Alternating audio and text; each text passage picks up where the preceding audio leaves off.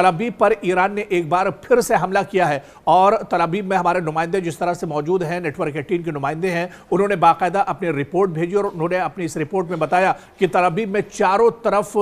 Warning के जो siren है वो बज रहे हैं। लोग दरअसल डर और खौफ में एक तरह से मुब्तला हैं। लोग जेर जमीन और इसके अलावा टनल में पनाह लिए हुए हैं और दरअसल कल देर रात में भी कुछ ऐसा ही मंजर पूरे तल अवीव में देखने को मिला, जहां पर आसमान में कुछ आवाजें आनी शुरू हुई, गड़गड़ाहट शुरू हुई और उसके बाद जो वार्निंग अलार्म है वो एक तरह से बजना शुरू हो गया। सायरन जो है वो पूरे तल अवीव में एक तरह से बजना शुरू हो गया और उसके बाद लोग जो टनल्स बनी हुई हैं, जो सेफ रूम्स बने हुए हैं, उसमें एक तरह से पनाह लेने और छुपने पर एक तरह से मजबूर हो गए। तो कहीं ना कहीं जिस तरह से इजराइल और अमेरिका की तरफ से ईरान पर हमले हो रहे हैं, उसके जवाब में ईरान भी लगातार इजराइल को निशाना बना रहा है या फिर मिडिल ईस्ट में जहां जहां अमेरिका की तंसीबात हैं, अमेरिका के सिक्योरिटी फोर्सेस के जवान हैं, उन्हें ईरान भी लगातार टारगेट कर रहा है।